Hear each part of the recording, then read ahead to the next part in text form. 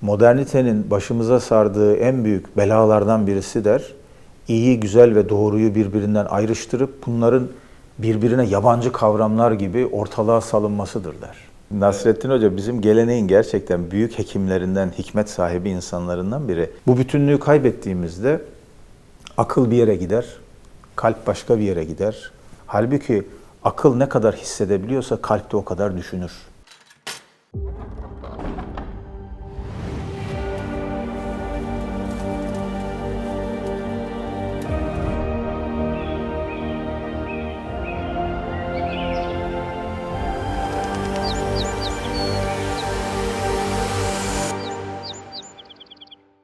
Nasrettin Hoca bizim geleneğin gerçekten büyük hekimlerinden, hikmet sahibi insanlarından biri.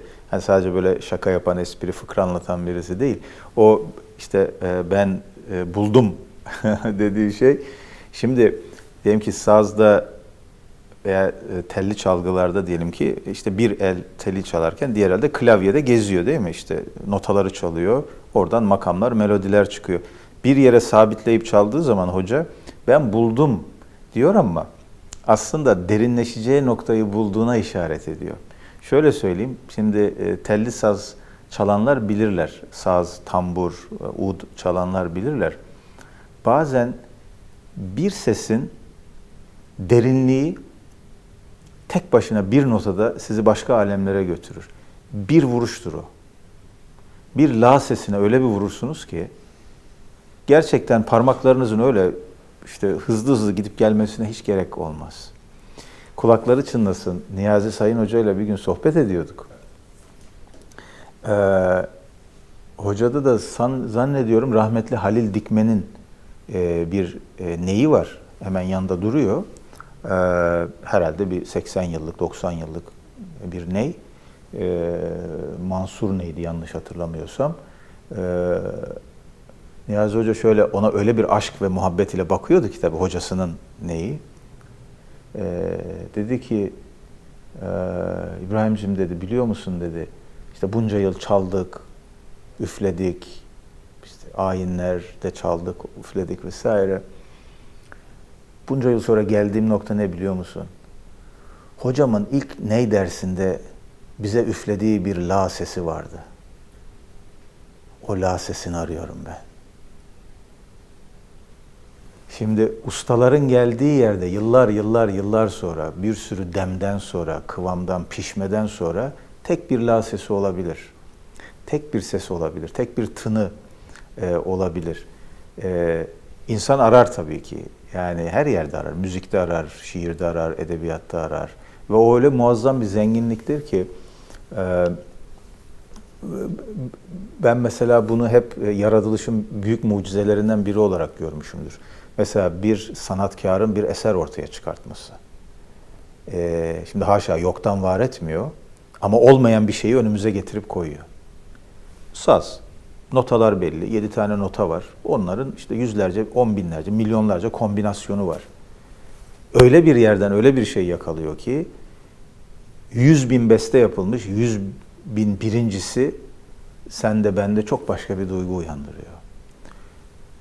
Öyle bir tını yakalıyor ki, öyle bir gider yakalıyor ki, öyle bir ritim yakalıyor ki aynı notalarla, aynı notalar son halde 7 notanın değişik kombinasyonlarından aradaki işte arıza seslerinden falan bahsediyoruz, komalardan bahsediyoruz. Öyle bir şey ortaya çıkıyor ki bana hep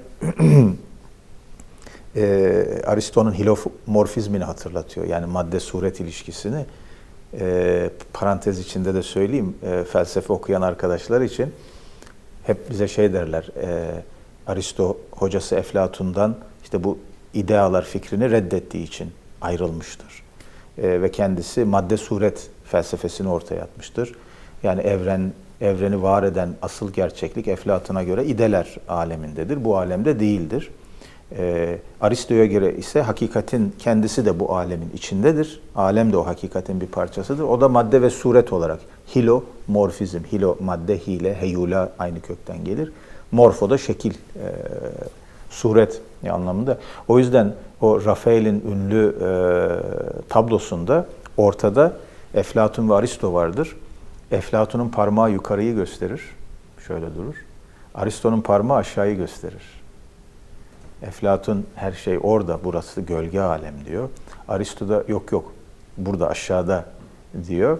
Tabi yandan da İbn Rüşd biliyorsunuz başını uzatmış hafif şöyle hafif mütevekkil, hafif müteyakkız ama hafif de böyle bir eleştirel bir şeyle bunlar ne konuşuyor der gibi onları izliyor. İbn Rüşd de Averroes, Üstad da orada o fotoğrafın, o resmin içindedir. Şimdi aslında Aristo da dönüp hocasına geri geliyor. Çünkü diyor ki maddeye anlam veren suret, yani mana. Madde kendi başına anlamlı bir şey değil. Madde mananın taşıyıcısı. Mana yoksa madde ölü madde. Onun bir anlamı da yok. Ancak mahiyet ile, suret ile birleştiği zaman madde anlamlı bir şey haline geliyor. Şimdi bir sanatkarın ürettiği eser de aslında maddenin içindeki manayı bulup çıkartmak. Orada bir anlamda gizli olan, saklı olan hakikati bulup çıkartmak. Bir taş parçasından heykeltıraş bir heykel yapıyor. Baktığınız zaman esere başlarken o bir taş parçası. Onun içinde hangi suretin olduğunu ancak sanatkar işte o yaratıcı enerjisiyle, bakışıyla, estetiğiyle buluyor, çıkartıyor. Küçük küçük çekiç darbeleriyle bir bakıyorsunuz o taştan bir at çıkıyor. Bir bakıyorsunuz birisinin büstü çıkıyor. Bir ressam, düşünün ki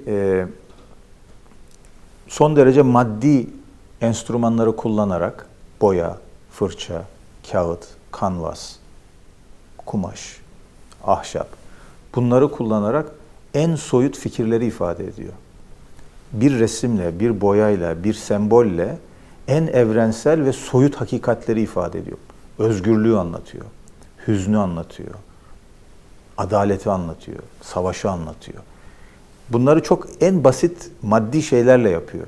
Dolayısıyla maddeyi aslında kendi hakikatinin üstünde bir mertebeye taşıyor. Çünkü madde ancak o manayla birleştiği zaman asıl yerini buluyor. Maddeye madde muamelesi yaptığımızda ona da haksızlık ediyoruz. Madde ancak suretle yani mana ile, mahiyet ile birlikte ele alındığı zaman anlamlı hale geliyor.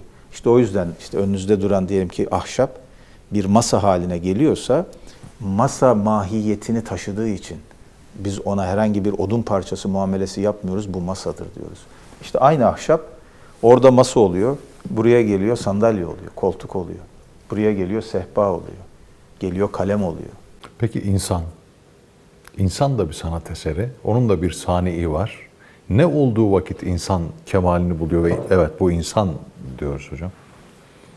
İnsan kelimesi ilginç bir kelime. Arapçada iki kökeninin olduğu söylenir dilciler tarafından.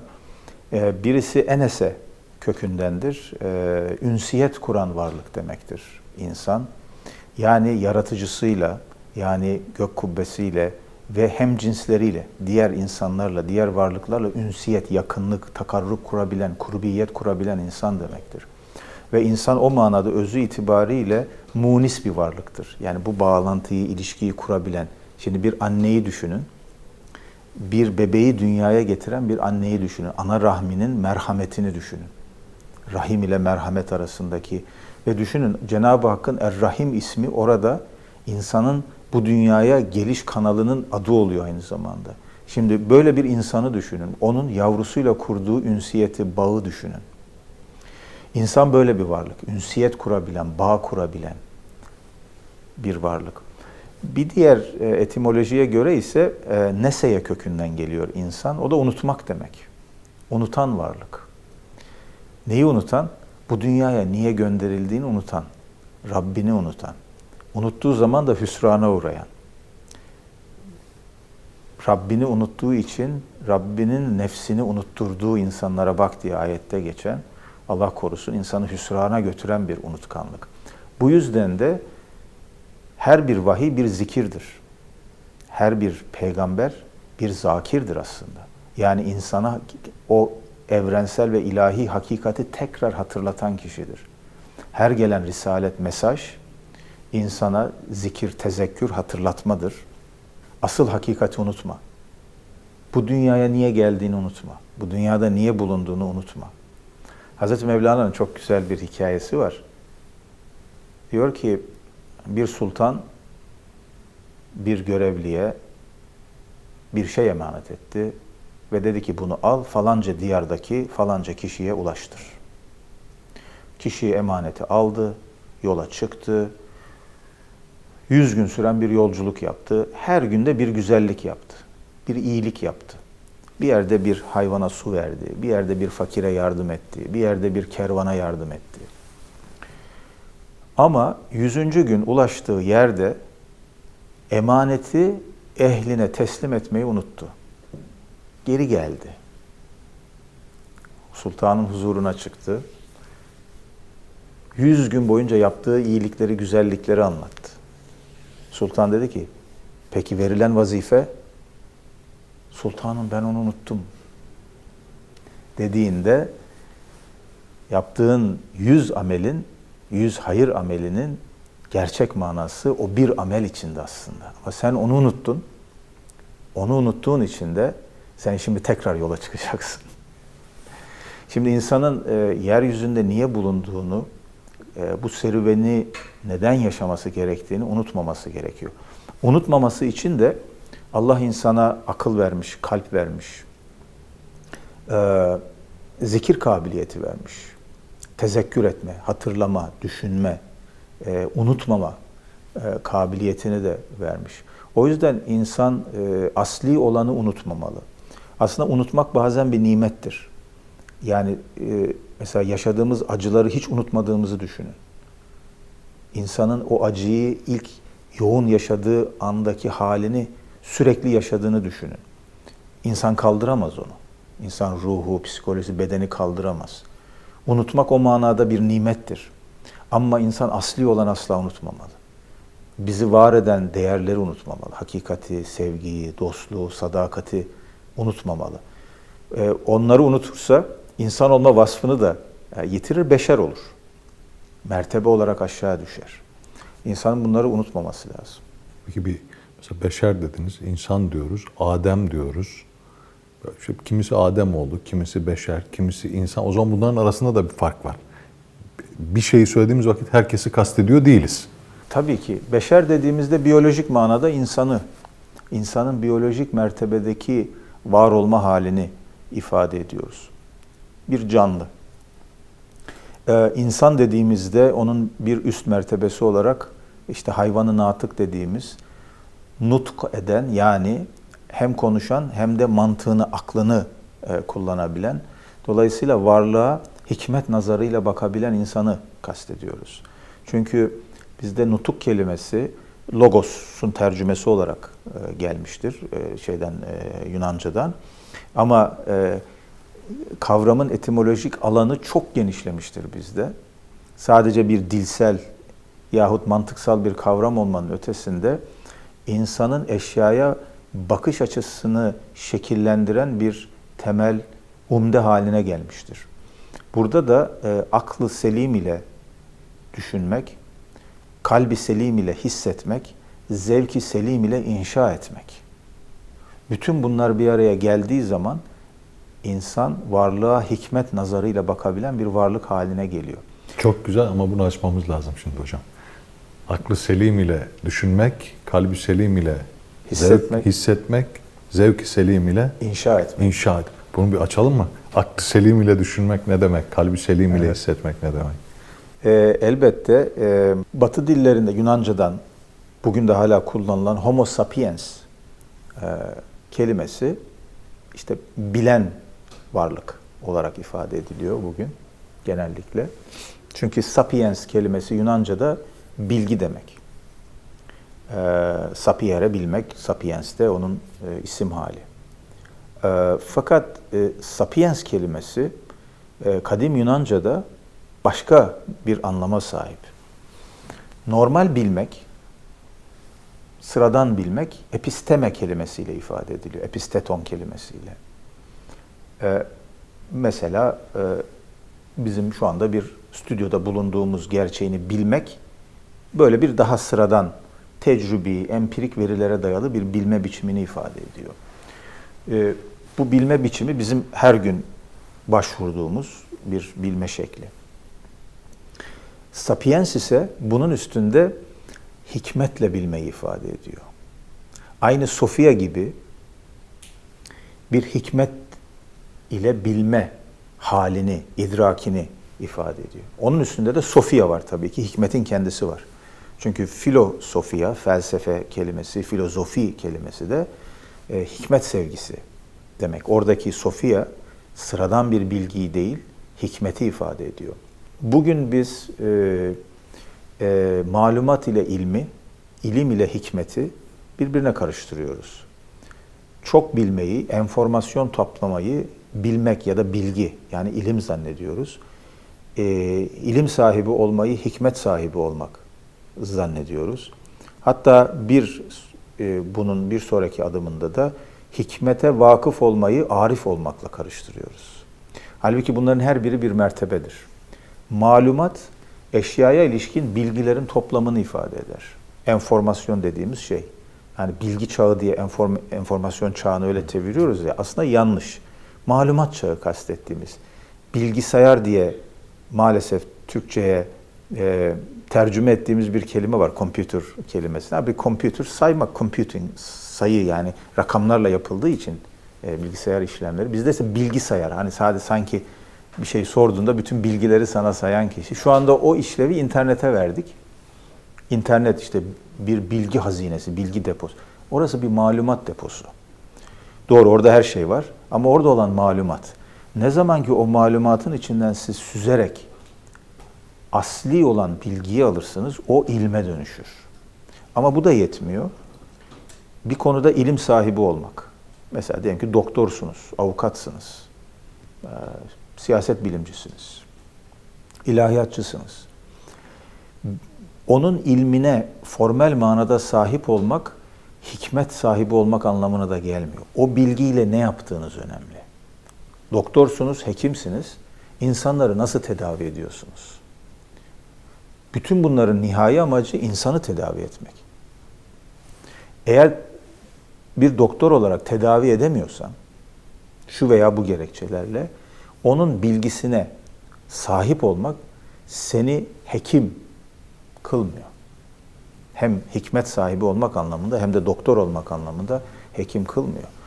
Dolayısıyla malumat, ilim, hikmet açısından baktığınızda aklın insanı hakikate en yaklaştırdığı, yakınlaştırdığı yer insanın hikmet mertebesinde düşünebilmesidir. Hikmet de varlığa iyi, güzel ve doğru zaviyesinden bu üç kavramın perspektifinden aynı anda bakabilmesidir. Biz modern dönemde iyi ile doğruyu, doğru ile güzeli birbirinden ayırdık, parçaladık. Bu parçalı zihin yapımızın maalesef ürettiği zararlı sonuçlardan bir tanesi de bu oldu. Yani neyi kastediyorum? Ekonomi için iyidir dediğimiz bir şey doğru olmayabiliyor. Şirketimizin kar maksimizasyonu için gerekli, doğru olan şey iyi ve güzel olmayabiliyor. Güzel diye, çok affedersiniz, pazarlanan, tedavüle sokulan şeyler çirkin ve yanlış olabiliyor. Kötü olabiliyor. Bu dengeyi yeniden kurmak zorundayız. Tolstoy bir kitabında, Hayat Üzerine adlı önemli çalışmasında bu ayrıma isyan eder.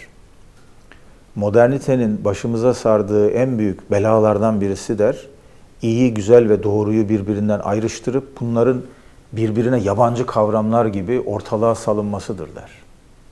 Şimdi bunu 1850'li yıllarda söylüyor Tolstoy. Daha henüz kapitalizm vahşi hale gelmemiş, buralara, bugün yaşadığımız haline gelmemiş. Bugün mesela düşünün, yani bir Wall Street'te, bir dünya borsalarında, piyasalarında yapılan işlemleri düşünün.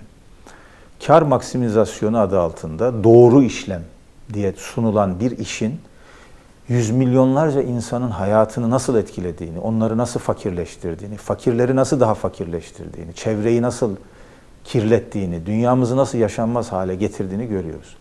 Vahşi kapitalizm modern medeni kimliği altında barbarlığı yeniden üretiyor, önümüze getirip koyuyor. Bunu da ne üzerinden yapıyor?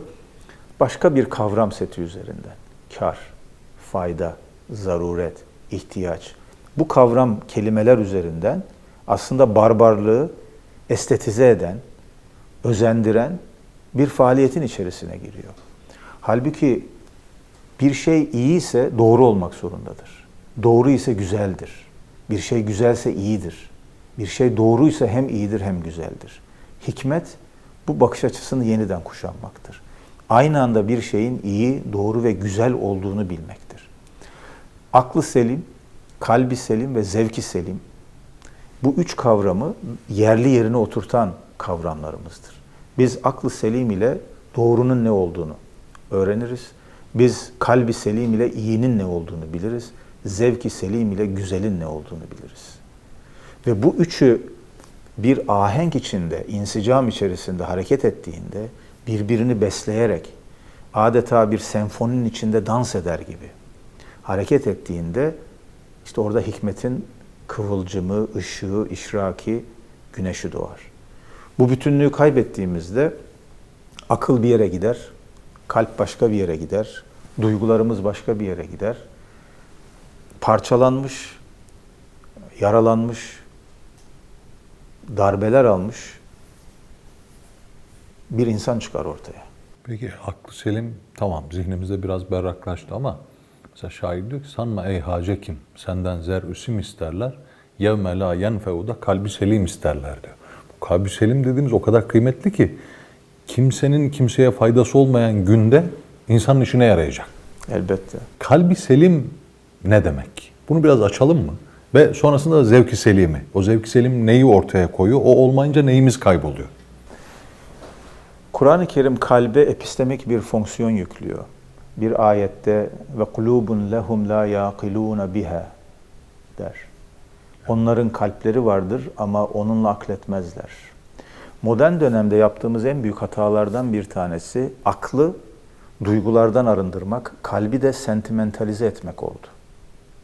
Akıl, mantık doğrularını ortaya koyan soğuk, böyle asık suratlı, köşeli bir şey. Kalp ise böyle akıldan, idrakten uzak, böyle duygusal, böyle yumuşak bir şey haline geldi zihinlerimizde. Halbuki akıl ne kadar hissedebiliyorsa kalp de o kadar düşünür. Aklın hissetme, duygu boyutu, kokusu, duygusu, dokusu olduğu gibi kalbin de bir akletme melekesi vardır. Ve bu zaten ikisi birbirini beslediği oranda akılla kalp aynı yerde olur.